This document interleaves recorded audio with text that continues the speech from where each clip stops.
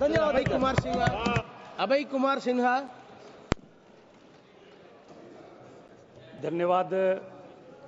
धन्यवाद सभापति महोदय। वायलर्स विधेयक 2024 के चर्चा में भाग लेने का आपने हमें अवसर दिया। महोदय, सरकार इसे आधुनिकीकरण और कारोबार को आसान बनाने के नाम पर पेश कर रही है इस विधेयक को, लेकिन सच्चाई यह है कि यह विधेयक नियम खत्म करने, राज्यों के अधिकार कमजोर करने और उद्योगों के मुनाफे को इंसानों की जिंदगियों से ऊपर रखने का काम किया है। महोदय, सभापति महोदय,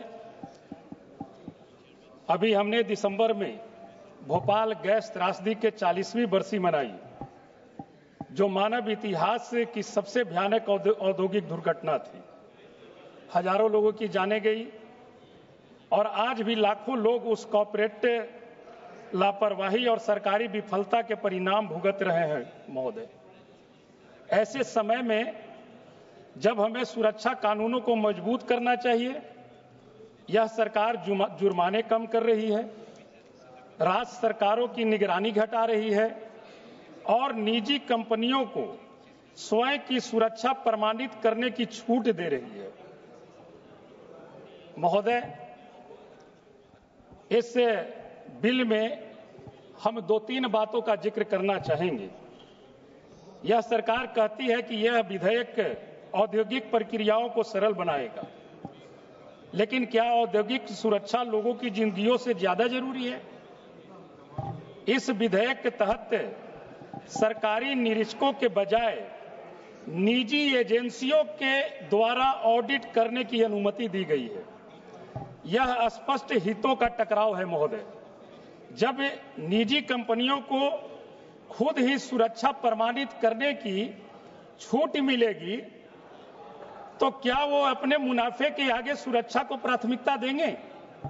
जब इंसानों की जिंदगियां दांव पर लगी हो, तो निजी एजेंसियों पर भरोसा करना उचित होगा। महोदय, 1923 के कानून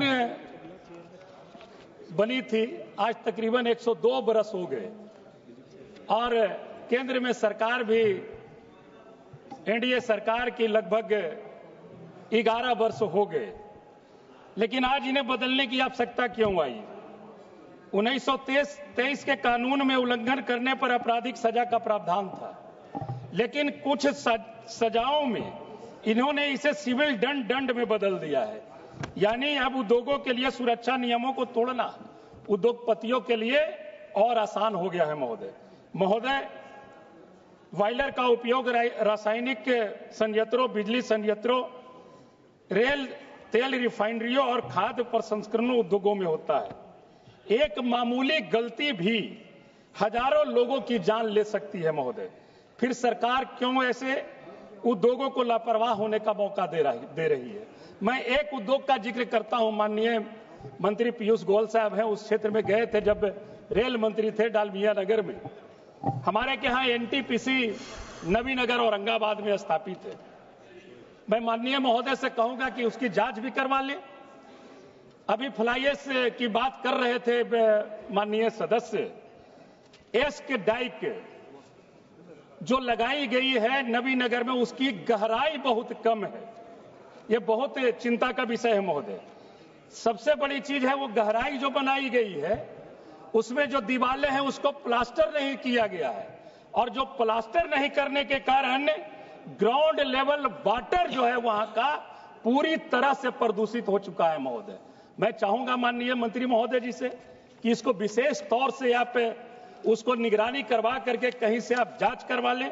वहां पड़ के अनेकों तकरीबन 20 गांव जहां पर भी फ्लाई ऐश जैसे उद्योग हैं, लगभग 10 किलोमीटर के रेडियस में प्रदूषण फैला हुआ रहता है। महोदय, वहां पर लोग जो खेती है, हजारों हजार एकड़ खेती जो फ्लाई ऐश से बर्बाद हो चुकी है, जो फ्लाई ऐश ओवरलोडेड, जो फ्लाई ऐश की ढुलाई करते हैं, रोड के दोनों किनारे फ्लाई ऐश का ढेर लगा रहता है। इसके कारण वहां के जो अगल बगल के जो ग्रामीण है मोटरसाइकिल स्लिप कर करके अनेकों दिन दुर्घटना का शिकार वो होते रहते हैं महोदय। हम एक दो बातों का जिक्र करेंगे। यह विधेयक केंद्र सरकार और राज्य नियुक्त निरीक्षकों के फैसलों के खिलाफ निचली अदालतों में अपील करने के अधिकार को समाप्त कर देता है। अब पीड़ित को सीधे हाई कोर्ट जाना होगा महोदय। बस एक मिनट में कंक्लूड। महोदय, क्या हम उम्मीद कर सकते हैं कि कोई फैक्ट्री मजदूर जिसे औद्योगिक दुर्घटना में चोट लगी हो या कोई और तरह की दुर्घटनाएं हुई हो वो सीधे हाई कोर्ट पहुंच पाएगा महोदय?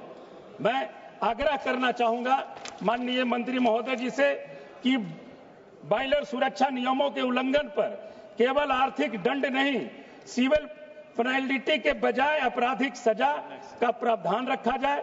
फैक्ट्री मजदूर, गरीब श्रमिकों, छोटे उद्योगपतियों को सभी अदालतों में अपील की अनुमति दी जाए, सिर्फ हाई कोर्ट तक सीमित नहीं रखा जाए। यही आग्रह करते हुए मैं अपनी वाणी को विराम देता हूं। बहुत धन्यवाद। Thank you. Sir, I rise today not in opposition to say